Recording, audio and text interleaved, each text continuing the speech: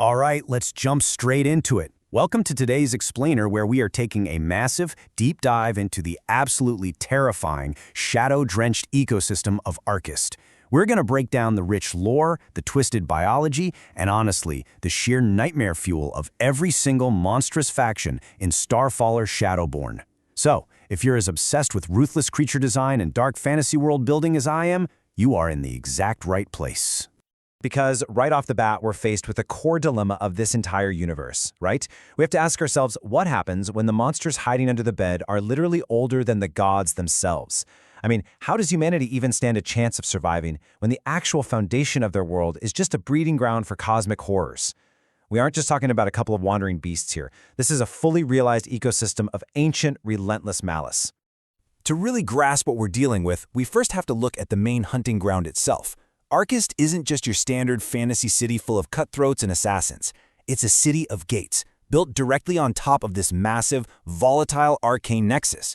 You've got ley lines converging deep beneath the cobblestone streets, and all that concentrated magic, well, it acts like a blinding beacon from multi-dimensional nightmares. It is essentially a cosmic dinner bell. Which brings us to Section 1, Horrors of the Void Realms. The origin story of these particular creatures is what makes them so utterly terrifying. You see, the Void Realms are completely alien. We're talking dead, starless worlds existing entirely outside of known reality. And the aberrations that crawl out of there, they totally defy the laws of biology. They don't just want to eat your flesh, they literally feed on thought, life essence, and magic itself. Plus, and this is a big one, you can't just stab them to death. They can only be permanently destroyed by fire or extremely intense magic.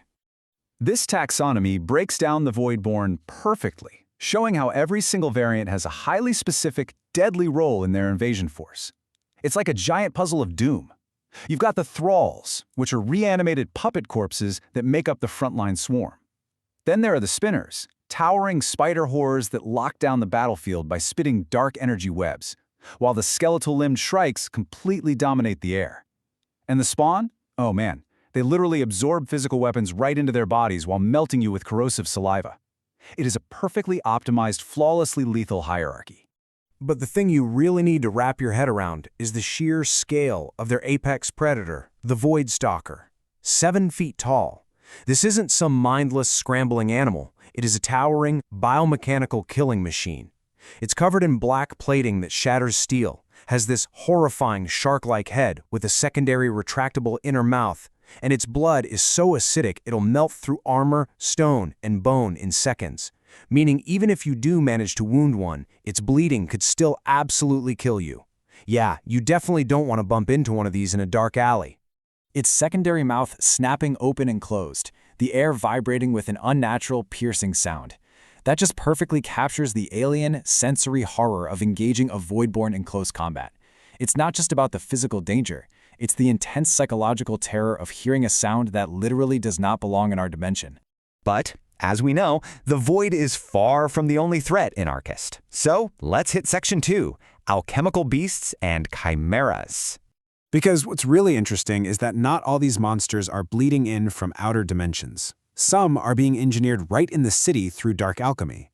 Take the Devil Hounds. Crafted by that mutated dwarven alchemist, the Houndmaster, these guys are definitely not your average feral dogs. They stand a massive 6 feet tall at the shoulder. They're forged from once-living creatures, twisted into these shadow-black abominations with glowing green eyes and saliva so venomous it dissolves wood and stone.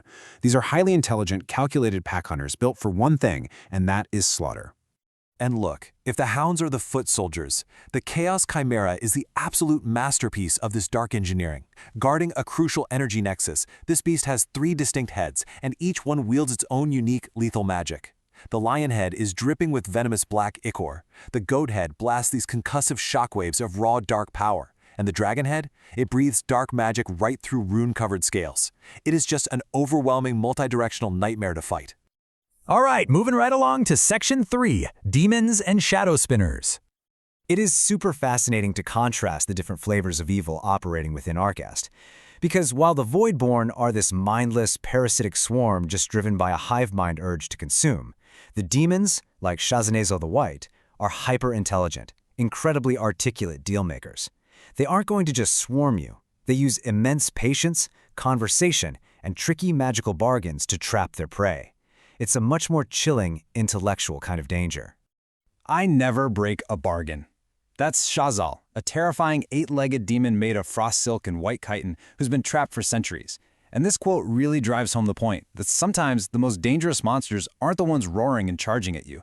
They're the ones calmly willing to talk, offering you exactly what your heart desires, but always, always, for a terrible price.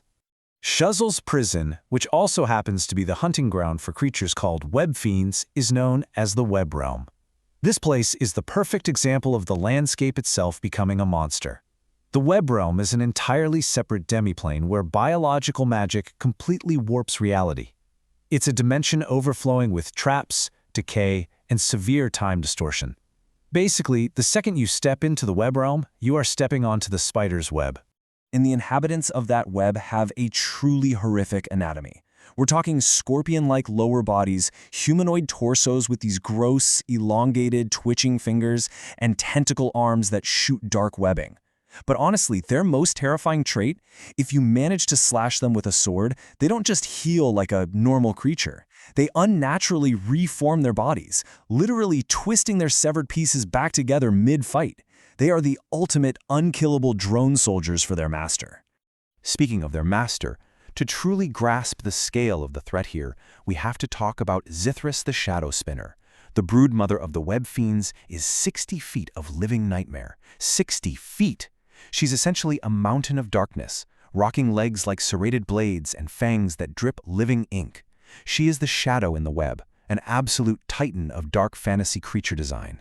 We also can't ignore the threats coming from the water.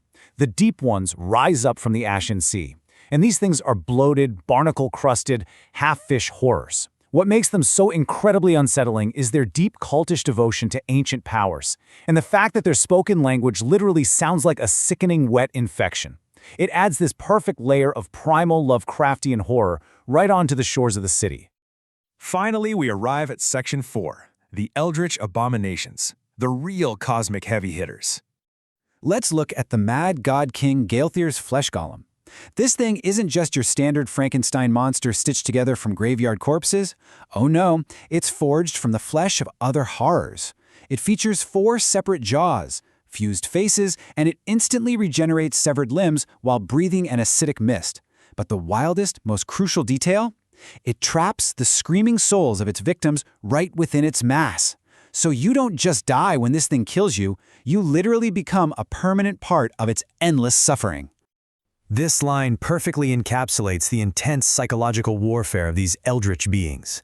The gibbering voices began then, hundreds of them, shrieking, whispering, pleading for death, laughing in madness. They aren't just attacking your physical body, they are shattering your mind before they even lay a finger on you. In this world, sheer terror is a weapon just as sharp as any claw.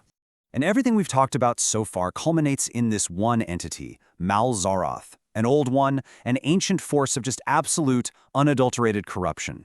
During the climax of the lore, Malzaroth's child actually manifests into reality, and it's this titanic, world-eating mountain of fused corpses that absorbs magic and life itself. It is an entity so powerful, so completely reality-breaking, that our protagonist, Starfaller, has to give in to his own dark, abyssal hunger and literally become a monster himself just to stand a fighting chance against it.